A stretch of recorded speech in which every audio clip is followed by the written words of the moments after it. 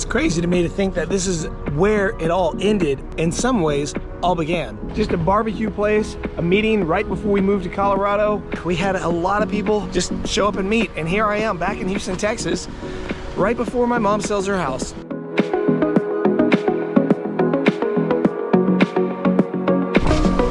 Thank you for choosing Buxton. Can I get started for you? Can I get a medium banana blue coconut with extra cream? Okay, anything else? That'll do it. Thank you.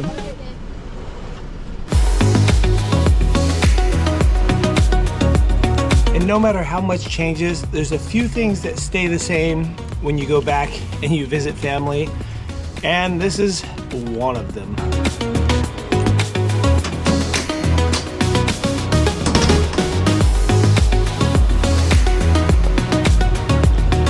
There's so many memories from where you lived in a house where you grew up, and then your parents sell it and you're like, well crap, I'm never gonna get to go to that house again and then see those memories and relive those moments. Not to mention all the things that your parents keep for you in that house and say, hey, if you want it, come get it, otherwise it's going to Goodwill. And that's pretty much what I've been doing on this trip, is going through box loads of old Star Wars stuff, Transformers things, comic books, albums, clothes, just things that I haven't looked at in forever and thought that one day maybe they'd be worth some money. Not to mention just memories from this house.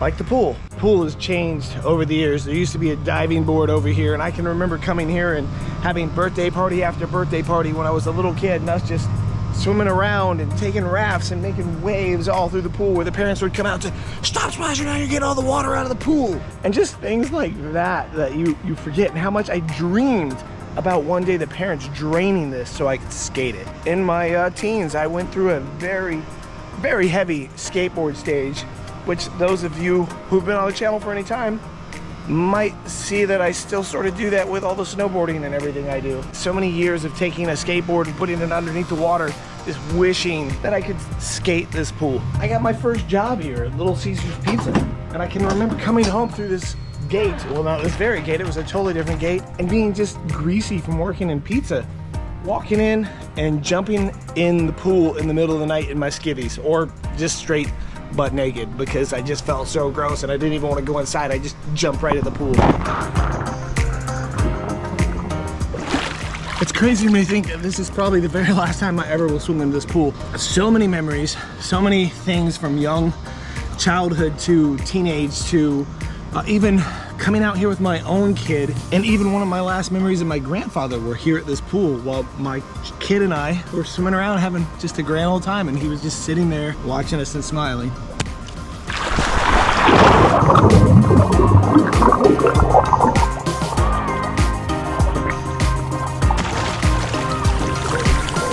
I remember this being the first hot tub I ever sat in. But as a little kid, it was so much fun to just walk back and forth across the beam and really splash the water. Not to mention, just as I got older, just to be able to sit in a hot tub. Living in the mountains now, the water and the lakes and the pools that are outside are so damn cold. This is incredible, and it reminds me how much I am a water child and why I left this house back when I was like 20 years old and just loaded up my car and moved to California. That was pretty crazy. To be 19 years old, drop out of college with 60 bucks and a surfboard in your car to move to California. Then I moved again to where I am now in Colorado, but that time I planned it quite a bit better. And Summoning Tattoo was born, and this YouTube channel really started to take off. Even something as simple as this little awning has memories for me. When my son went to his senior year at high school prom, I got pictures right here. The little things, little memories. Just 2 blocks away is the park that I grew up going to as a little kid, and it felt so far, but it's right there.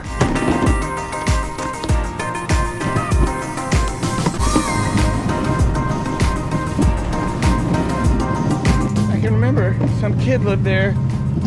We go to his house and play ColecoVision. Yeah, I dated myself.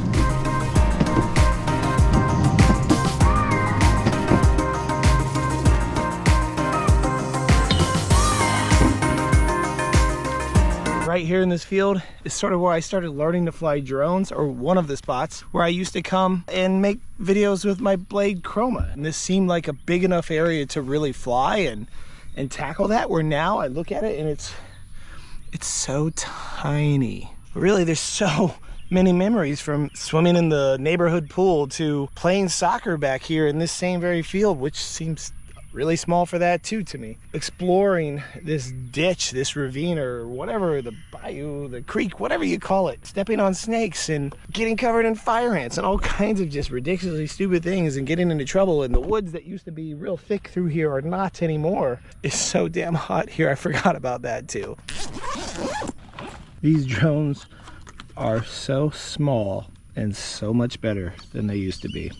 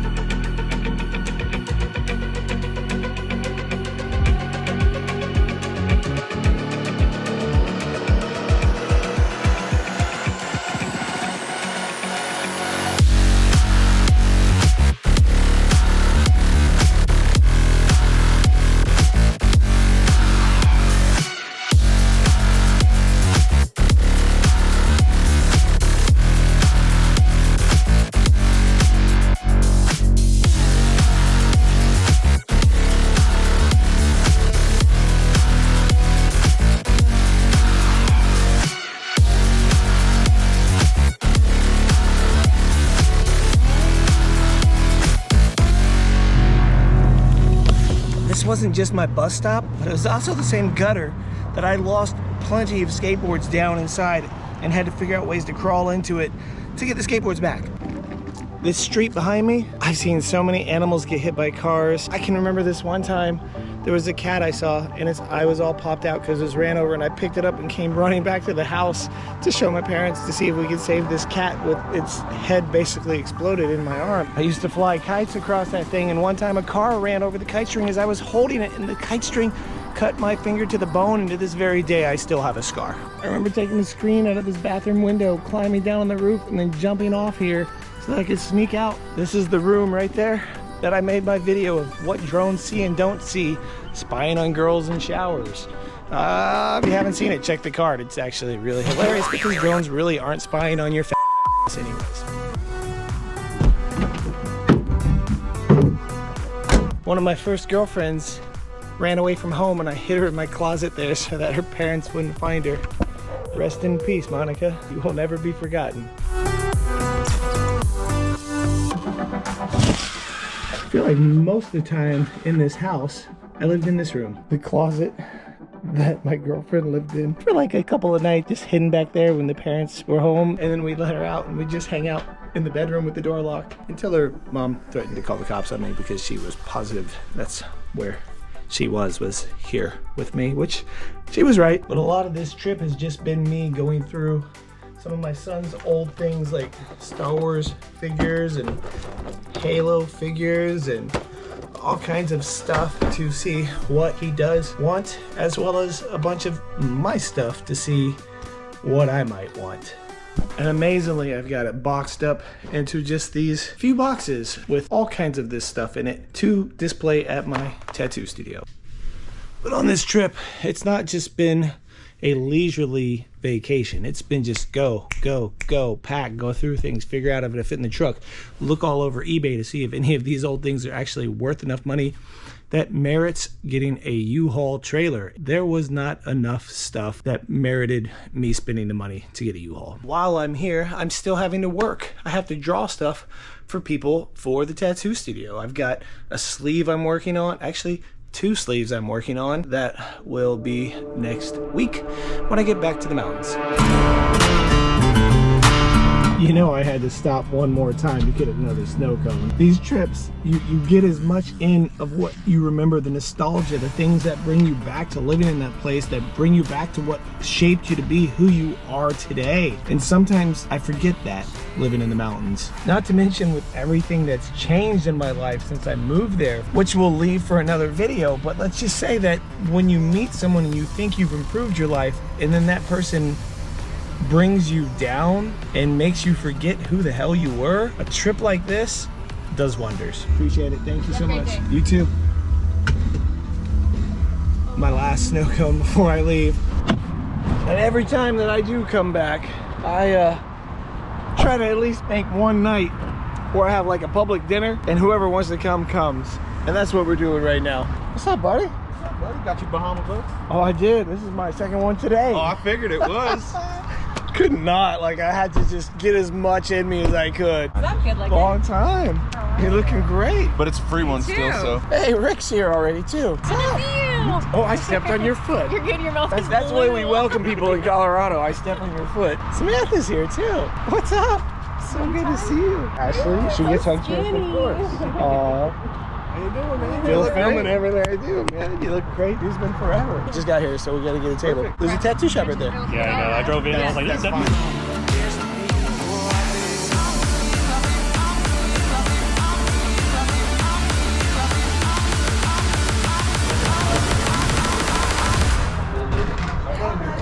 And just like that, I get to see people I haven't seen in forever, and it really brings you back, and it really lets you know that people out there do care. It's really cool to see these people.